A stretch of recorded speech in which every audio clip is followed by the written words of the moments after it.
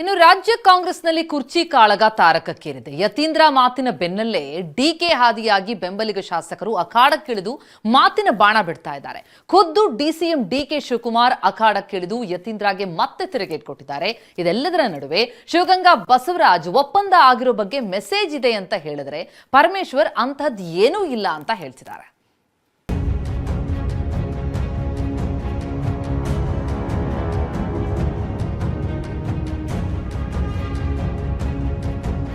ಕಾಂಗ್ರೆಸ್ನಲ್ಲಿ ಮತ್ತೆ ಕಿಚ್ಚು ಹೊತ್ತಿಸಿದ ಕುರ್ಚಿ ಕದನ, ಅಧಿಕಾರಕ್ಕೆ ಅದಲು ಬದಲಿನ ಪಗಡೆಯಾಟ.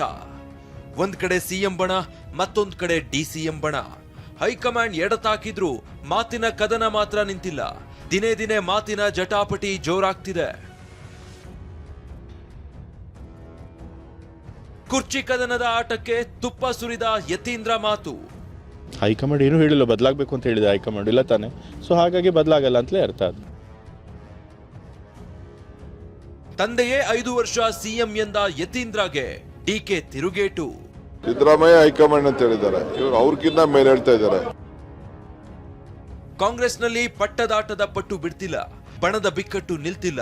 ಅಧಿಕಾರ ಹಂಚಿಕೆಯ ಬೂದಿ ಮುಚ್ಚಿದ ಕೆಂಡದಂತಿದ್ದ ಕಾಂಗ್ರೆಸ್ನಲ್ಲೀಗ ಪಟ್ಟದ ಜ್ವಾಲೆ ಮತ್ತೆ ಹೊತ್ತಿ ಉರಿಯೋಕೆ ಶುರುವಾಗಿದೆ.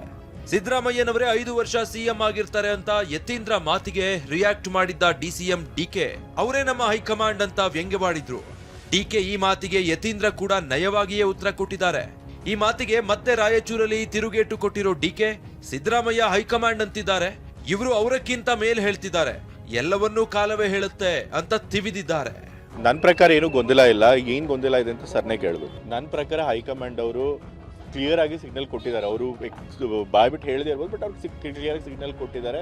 ನಾವು ಇವಾಗ ಸದ್ಯಕ್ಕೆ ಯಾವುದೇ ಅದಕ್ಕೆ ಲೀಡರ್ಶಿಪ್ ಚೇಂಜ್ ಮಾಡಲ್ಲ ಅಂತ ಹೇಳಿ.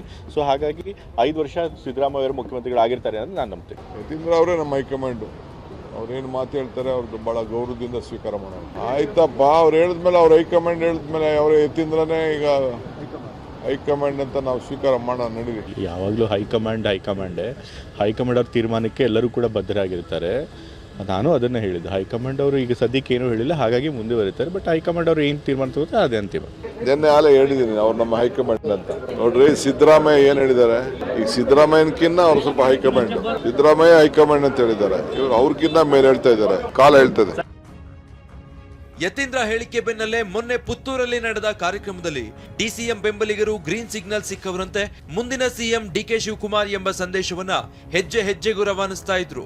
ನಮ್ದು ಎಲ್ಲ ರೆಡಿ ಆಗಿದೆ, ನಿಮ್ಮ ಮನವಿ ಪ್ರಕಾರ ನಾವೆಲ್ಲ ರೆಡಿ ಮಾಡಿ ಇಟ್ಟಿದ್ದೇವೆ, ನಮಗೆ ಅನುಮತಿ ಕೊಡಬೇಕು. ನಾವಿನ್ನು 6 ತಿಂಗಳಲ್ಲಿ ಈ ಕಟ್ಟಡವನ್ನು ಕಟ್ಟಿ ನಿಮ್ಮ ಕೈಯಿಂದ ಮುಖ್ಯಮಂತ್ರಿಯಾಗಿ ನೀವು ಬಂದಾಗ ನಿಮ್ಮ ಕೈಯಿಂದ ಅದನ್ನು ಶಿಲಾನ್ಯಾಸ ಮಾಡ್ತೇವೆ ಅನ್ನೋ ಒಂದು ವಿಚಾರವನ್ನು ಹೇಳಿದ್ದೇವೆ, ಉದ್ಘಾಟನೆ ಮಾಡ್ತೀವಿ ಅಂತ ಹೇಳಿದ್ದೀವಿ. ನಾನು ಡಿ ಕೆ ಶಿವಕುಮಾರ್ ಅವರು NSV ಇರುವಾಗ ಒಂದು ಮಾತು ಹೇಳ್ತಾ ಇದ್ರು, ಒಂದು ದಿವಸ ನಾನು ಮುಖ್ಯಮಂತ್ರಿ ಆಗಬೇಕು ಅಂತ. ಇನ್ನೇನು ಒಂದು ಸ್ಟೆಪ್ ಮಾತ್ರ ಇದೆ. ಯತೀಂದ್ರ ಸಿದ್ದರಾಮಯ್ಯ ಹೀಗೆ ಹೇಳ್ತಿದ್ರೆ ಶಿವಗಂಗಾ ಬಸವರಾಜ್ 139 ಶಾಸಕರ ಬಲ ಡಿಕೆಗೆ ಇದೆ ಅಂತಿದ್ದಾರೆ. ಇತ್ತ ಪರಮೇಶ್ವರ್ ಮಾತನಾಡಿ ಹೈಕಮಾಂಡ್ ಎಲ್ಲಿ ತನಕ ಸಿದ್ದರಾಮಯ್ಯ ಇರಬೇಕು ಅಂತಾರೋ ಅಲ್ಲಿ ತನಕ ಇರ್ತಾರೆ ಅಂದ್ರು. 139 ಜನ ಶಾಸಕರು ಬಲನು ಡಿ ಕೆ ಶಿವಕುಮಾರ್ ಪರವಾಗಿದೆ.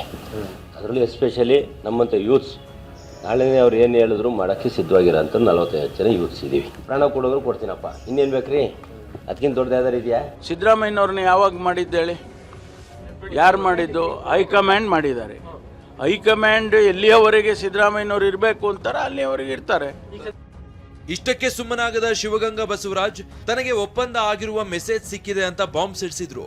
ಈ ಮಾತಿಗೆ ಉತ್ತರಿಸಿದ ಪರಮೇಶ್ವರ್ ಹೈಕಮಾಂಡ್ ಏನೂ ತೀರ್ಮಾನ ಮಾಡಿಲ್ಲ ಅಂದ್ರು. ಮೆಸೇಜ್ ಸಿಕ್ಕಿದೆ, 2 ವರ್ಷ ಒಪ್ಪಂದ ಆಗಿರೋ ಸತ್ಯ. ಸಿದ್ದರಾಮಯ್ಯ ಸಾಹೇಬರು ಮಾತು ಕೊಟ್ಟಿದ್ದಾರೆ ಅನ್ನೋದು ನನಗೆಲ್ಲೋ ಒಂದು ಕಡೆ ಮೆಸೇಜ್ ಸಿಕ್ಕಿದೆ. ಯಾವುದು ಇಲ್ಲಿಯವರೆಗೆ ನನಗೆ ವೈಯಕ್ತಿಕವಾಗಿ ಗೊತ್ತಿರೋ ಹಾಗೆ ಹೈಕಮಾಂಡ್ ಅವರು ಏನೂ ತೀರ್ಮಾನ ಮಾಡಿಲ್ಲ. ಬೆಂಬಲಿಗ ಶಾಸಕರ ಮಾತಿಗೆ ರಿಯಾಕ್ಟ್ ಮಾಡಿದ ಡಿಕೆ ಶಿವಕುಮಾರ್, ನಾನು ಸಿಎಂ ಆಗಬೇಕು ಅನ್ನೋದು ಜನರಿಗಿದೆ, ಶಾಸಕರಿಗೂ ಇದೆ ಅಂದ್ರು. ಯತೀಂದ್ರ ಮಾತಾಡಿ ಸಿಎಂ ಆಗೋ ಅರ್ಹತೆ ಇರೋರು ಬೇಕಾದಷ್ಟು ಇರ್ತಾರೆ ಅಂದ್ರು. ಮಾಗಡಿ ಬಾಲಕೃಷ್ಣ ಯಾರು ಏನೇ ಮಾತಾಡಿದ್ರು ಹೈಕಮಾಂಡ್ ತೀರ್ಮಾನ ಮಾಡುತ್ತೆ ಅಂದ್ರು. ಜನರಿಗೂ ಇದೆ, ಶಾಸಕರಿಗೂ ಇದೆ, ನಿಮ್ಗೂ ಇದೆ, ಎಲ್ಲರಿಗೂ ಇದೆ.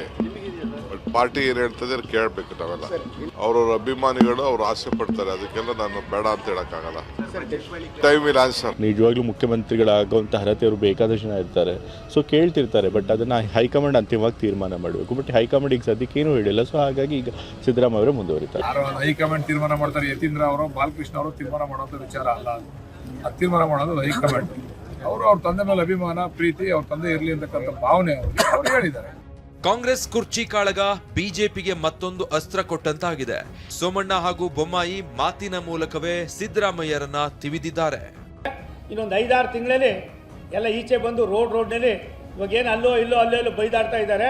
ವಂಶ ಪಾರಂಪರ್ಯದ ಡೈನಾಸ್ಟಿ ವ್ಯವಸ್ಥೆಯನ್ನು ಪ್ರಾಯಶಃ ಸಿದ್ದರಾಮಯ್ಯನವ್ರ ಕುಟುಂಬನೂ ಕೂಡ ಮಾಡ್ತದೆ ಅನ್ನೋದಕ್ಕೆ ಅವ್ರ ಮಗನ ಸ್ಟೇಟ್ಮೆಂಟ್ ನೋಡಿದೆ. ನಮ್ಮಪ್ಪ 5 ವರ್ಷ ಮುಖ್ಯಮಂತ್ರಿ ಆಗಿರ್ತಾನೆ. ಈ ಪರಿಸ್ಥಿತಿಗೆ ಬಂದರೆ ಕಾಂಗ್ರೆಸ್ನಲ್ಲಿ ಇನ್ನೇನು ನಡೀತಾರೆ ಇರ್ತದೆ ತಂದೆ. ಅವ್ರ ಮಗನ ಸರ್ಟಿಫಿಕೇಟ್ ಬೇಕು ಅವ್ರಿಗೆ. ಅವ್ರು ಹೇಳ್ತಾರೆ ನಾನು 5 ವರ್ಷ CM ಅಂತ, ಮತ್ತೊಮ್ಮೆ ಹೇಳ್ತಾರೆ ಹೈಕಮಾಂಡ್ ಮಾತು ಕೇಳ್ತೀನಿ ಅಂತ. ಅವರಲ್ಲೇ ಗೊಂದಲ ಇದೆ. ಮಗನ ಸರ್ಟಿಫಿಕೇಟ್ ತಗೊಂಡು ಇವರು ರಾಜಭಾರ ಮಾಡುವಂಥ ಅವಶ್ಯಕತೆ ಇದೆಯಾ?